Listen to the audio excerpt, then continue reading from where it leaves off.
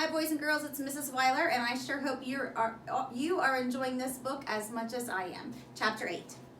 Winn-Dixie's bald spot started growing fur, and the fur that he had to begin with started looking shiny and healthy, and he didn't limp anymore.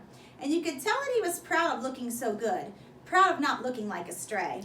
I thought what he needed most was a collar and a leash, so I went into Gertrude's Pets, where there were fish and snakes and mice and lizards and gerbils and pet supplies, and I found a real handmade red leather collar with the matching leash. Winn-Dixie was not allowed to come inside the store. There was a big sign on the door that said, "No dogs allowed." So I held the collar and the leash up to the window, and Winn-Dixie, who was standing on the other side of the window, pulled up his lip and showed me his teeth and sneezed and wagged his tail something furious, so I know he absolutely loved that leash and collar combination, but it was very expensive. I decided to explain my situation to the man behind the counter. I said, "I don't get a big enough allowance to afford something this fancy, but I love this collar and leash, and so does my dog, and I was thinking that maybe you could we could set up on an installment plan." "Installment plan?" the man said. "Gertrude!" somebody screamed in a real irritating voice. I looked around. It was a parrot. She was sitting on top of the fish tanks, looking right at me. "An installment plan," I said, ignoring the parrot. "You know, where I promise to give you my allowance every week, and then you give me the leash and the collar now." "I don't think I can do that," said the man. He shook his head. "No, the owner, she wouldn't like that." He looked back down on the counter. He wouldn't look at me. He had thick black hair, and it was slicked back like Elvis Presley's. He had on a name tag that said Otis. "Or I could work for you," I said. "I could come in and sweep the floors and dust the shelves and take out the trash. I could do that."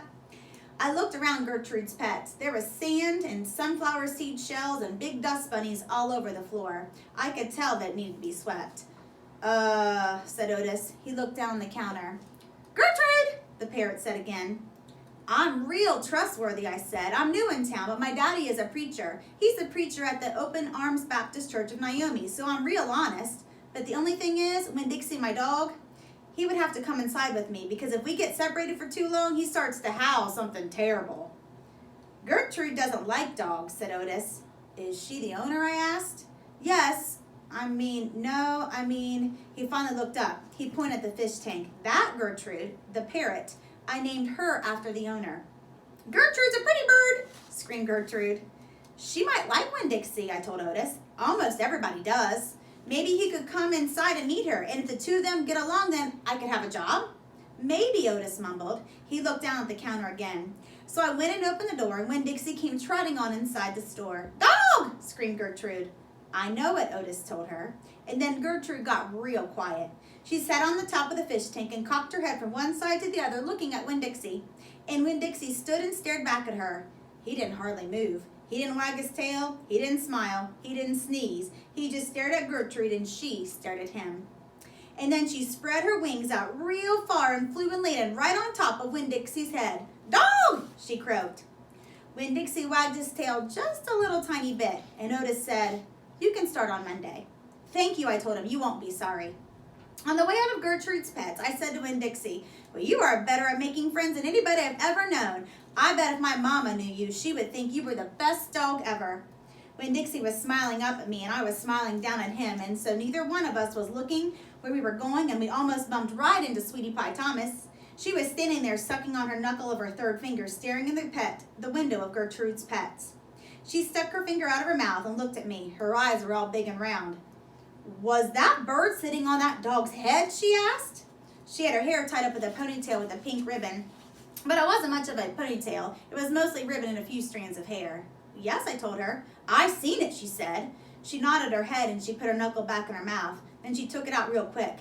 "I seen that dog in church, too. He was catching a mouse. I want a dog just like that, but my mama says she won't let me have no dog. She says if I'm real good, I might get to buy a goldfish or one of them gerbils. That's what she says. Can I pet your dog?" "Sure," I told her. Sweetie Pie stroked Winn-Dixie's head so long and serious that his eyes drooped half closed and drool came out the side of his mouth. "I'm going to be 6 years old in September. I've got to stop sucking on my knuckle once I'm 6, said Sweetie Pie. "I'm having a party. Do you want to come to my party? The theme is pink." "Sure," I told her. "Can this dog come?" I asked. "You bet," I told her. All of a sudden, I felt happy. I had a dog. I had a job. I had Miss Franny Block for a friend, and I had my first invitation to a party in Naomi. It didn't matter that it came from a 5-year-old and the party wasn't until September. I didn't feel so lonely anymore.